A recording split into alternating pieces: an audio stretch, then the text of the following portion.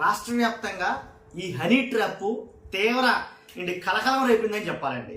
రాష్ట్ర వ్యాప్తంగా మామూలుగా కాదు, చాలా మంది మోసపోయారు ఈ హనీ ట్రాప్ వల్ల. కాకపోతే దీని ఏదో చిన్నదిగా అసలు ఏమీ జరగనట్టుగా, అంటే మసిపూసి మారేడుగా చేసేసినట్టుగా దాన్ని మొత్తం సైలెంట్ చేసేసారని అని క్లియర్గా అర్థమవుతుంది. ఎందుకంటే ఎలాంటి హనీ ట్రాప్ కనుక వాస్తవంగా మాట్లాడాలంటే కనుక జగన్మోహన్ రెడ్డి గారి హయాంలో జరుగుంటే కనుక దాన్ని అసలు ఎంత బీభత్సంగా మాట్లాడతారంటే అంత బీభత్సంగా మాట్లాడతారు. ఎల్లో మీడియా కూడా ఈ హనీ ట్రాప్ గురించి ఎక్కడ కూడా మాట్లాడటంలా చాలా సైలెంట్ అయిపోయింది. నిన్న ప్రెస్ మీట్ పెట్టి చెప్పారు డిఎస్పీ గారు, కాబట్టి ఇవన్నీ డిఎస్పీ శ్రీనివాసులు గారు ప్రెస్ మీట్ పెట్టి చెప్పారు. ఆయన ప్రెస్ మీట్ పెట్టి చెప్పినటువంటి ఒక చిన్న సంఘటన చెప్తాను. ఈ హనీ ట్రాప్ ఎలా చేస్తారంటే, వాస్తవంగా మంగళ జయలక్ష్మి గారు అని ఒక ఆవిడ ఉంది. ఆవిడ ఏం చేస్తుందంటే, వెంచర్ని డ్రోన్ ద్వారా సర్వే చేతులు కానీ రమ్మని చెప్పేసి ఫోన్ చేసింది ఆయనకి. ఫోన్ చేస్తే ఆయన వచ్చాడు. వచ్చిన తర్వాత ఇంట్లోకి రమ్మంటారు కాబట్టి యాజ్ యూజువల్గా ఇంట్లోకి వెళ్ళాడు. ఆయన ఇంట్లో వెళ్ళిన తర్వాత సర్వే కాగితాలు అవి ఇవి అని అడుగుతున్నాడు. ఆయన ఇంతలో ఒక వ్యక్తి వస్తాడు అక్కడికి. ఊహించకుండా ఒక వ్యక్తి గబగబా లోపలికి వచ్చేసి, నా భార్యతో నువ్వు ఏం చేస్తావు అని అడుగుతాడు. ఈయన అడిగే లోపలనే ఆవిడ మొత్తం బట్టలన్నీ ఓడ తీసేస్తుంది అనమాట. ఇంతలోగా భయపెట్టి ఇతను కూడా ఆటోమేటిక్గా బట్టలన్నీ ఇప్పించేస్తారు. ఇతను కూడా ఇప్పించిన తర్వాత ఒక వీడియో తీస్తారు, కొన్ని ఫోటోలు తీస్తారు. ఫోటోలు తీసిన తర్వాత అప్పుడు మొదలవుతుంది అసలు కదా అంతా. పాపం నిజంగా ఈయన ఎందుకు వచ్చాడు, సర్వే చేయడానికి వచ్చాడు అక్కడికి. డ్రోన్ ద్వారా సర్వే చేయాలంటేనే ఫోన్ చేస్తే వచ్చాడు. కానీ అక్కడ జరిగిందండి హనీ ట్రాప్. ఇది అంటే ఒక కోణం మాత్రమే, ఇది ఒక రకం మాత్రమే. దీంట్లో చాలా రకాలు ఉన్నాయి, వీళ్ళు చేసి చాలా రకాలు ఉన్నాయి. ఇంకా చాలా రకాలు ఏంటంటే, బాగా డబ్బున్న వాళ్ళు, రియల్ ఎస్టేట్ వ్యాపారస్తులు, బడా వ్యాపారస్తులు కానీ, పెద్ద పెద్ద అధికారులు కానీ, ఇలాంటి వాళ్ళందరినీ కూడా వాళ్ళ ఫోన్ నెంబర్లు సేకరిస్తారు. ఫోన్ నెంబర్లు సేకరించి ఏదో అనుకోకుండా ఫోన్ కాల్ కలిసినట్టు, లేదా ఏదో దేని మీద పని మీద చేసినట్టు, అలాగా ఫోన్ కాల్స్ ద్వారా పరిచయం పెంచుకుంటారు. పరిచయం పెంచుకున్న తర్వాత ఎక్కడ కలుద్దాం ఏంటి అనే దానికి తీసుకొస్తారు. లేదు మన వాళ్ళు క్యాజువల్ మీటింగ్ అని అంటారు. అయితే వీళ్ళకంటూ ఒక హోటల్ ఉంది హంసాపురం సమీపంలోని 7 హిల్స్ హోటల్. ఆ హోటల్లో జరిగితే ఇలాంటి లక్కూర్ పంచాయతీలన్నీ కూడా నిజం చెప్పాలంటే. కాబట్టి ఈ హోటల్ ఎవరు అంటే కనుక మెయిన్ ఎవరైతే ఈ ముఠాకి లీడర్ ఉన్నారో రంగమ్మ. మామూలుగా అమ్మ కాదు, రంగమ్మ అంటే ఆరితేరినటువంటి వ్యక్తి అనమాట. తను ఆధ్వర్యంలో ఎన్ని ఇలాంటి హనీ ట్రాప్లు జరిగినాయో అసలు లెక్క పెట్టలేము. అన్ని హనీ ట్రాప్లు జరిగినాయి. ఎన్ని వందల మంది నష్టపోయారో తెలియదు. కోట్ల రూపాయలు సంపాదించారు వాళ్ళు, కోట్లు పడగలెత్తేశారు.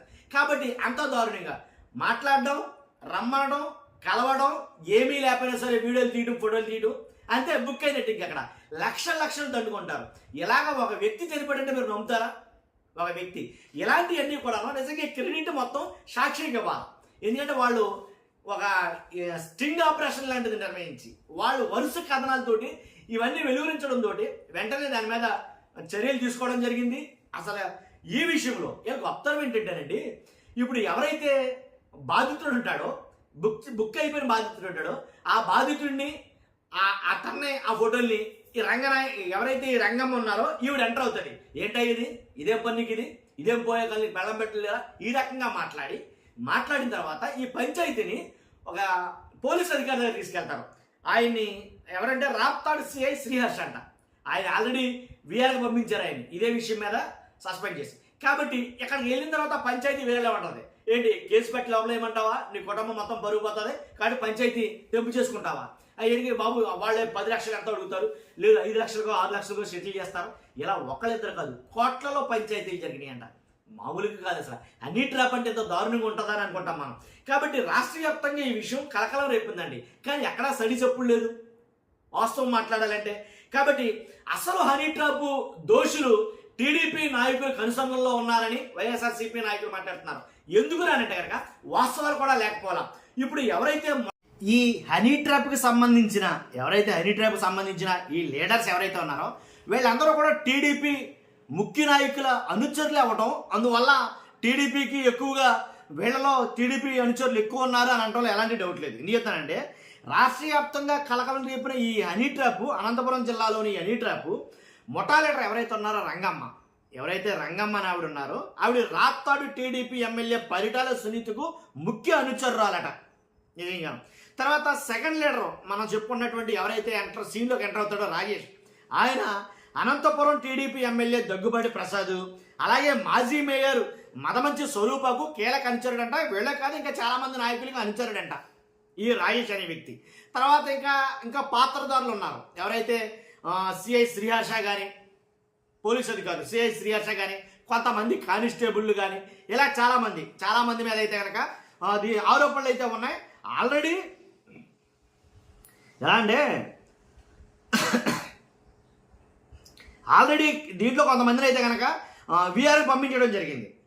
వీళ్ళలో కొంతమందిని ఎలాగా మరో 4 సిఐల పాత్ర హనీ ట్రాప్ వ్యవహారాన్ని ఏదైతే ఉందో దీంట్లో రాజేష్తో పాటు రంగమ్మ, రాజేష్తో పాటు మరో 7 నిందితులను ప్రాథమికంగా గుర్తించారు. ఈ వ్యవహారంలో సిఐలు శ్రీహర్ష, రాజేంద్రనాథ్ యాదవ్లను వీఆర్కి పంపారు. మరో 9 మంది పాత్ర ఉన్నట్లు పోలీసులు గుర్తించారు. వీరిపై కూడా సస్పెన్షన్ వేటు వేసేందుకు సిద్ధమయ్యారు. అయితే ఈ వ్యవహారంలో మరో 4 సిఐలు, 15 మంది కానిస్టేబుల్. ఎంతమంది ఉన్నారండి బాబు దీంట్లో రంగనం?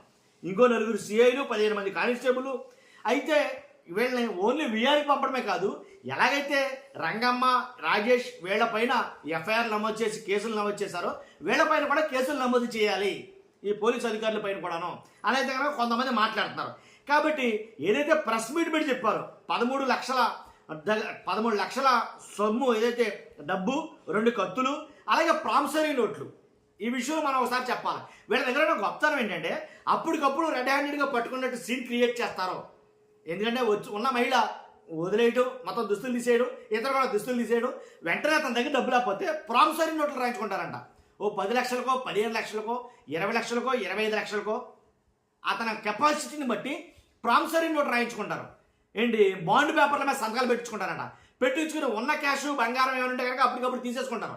తీసేసుకుని మిగిలిన వాటి కోసం ఏంటి నోట్లు ఏవైతే ఉన్నాయో అప్పుడు వీడు మాట్లాడలేదనుకో, ఎవరైతే బాధితున్నాడో అతను మాట్లాడకపోతే ఈ పంచాయతీ ఈ సిఐ శ్రీహర్ష దగ్గరికి వెళ్తాడు. ఆయన దగ్గరికి, సిఐ శ్రీహర్ష గారి దగ్గరికి, ఆయన దగ్గరికి వెళ్తే ఆయన అక్కడ పంచాయతీ సెటిల్ చేస్తాడు. ఏంటబ్బా ఇదిగో మరి ఆల్రెడీ నువ్వు ఇవ్వాలంట కదా డబ్బు, కాబట్టి ఇదిగో నువ్వు పెట్టిన సంతకాలే నీ అయ్యి అని చాలా క్లియర్ కట్గా. అప్పుడు దాన్ని 20 లక్షలదేమో 15 లక్షలకో, 10 లక్షలకో, ఇలాగా దాన్ని బట్టి పంచాయతీని బట్టి తెంపు అనేది ఉంటుంది.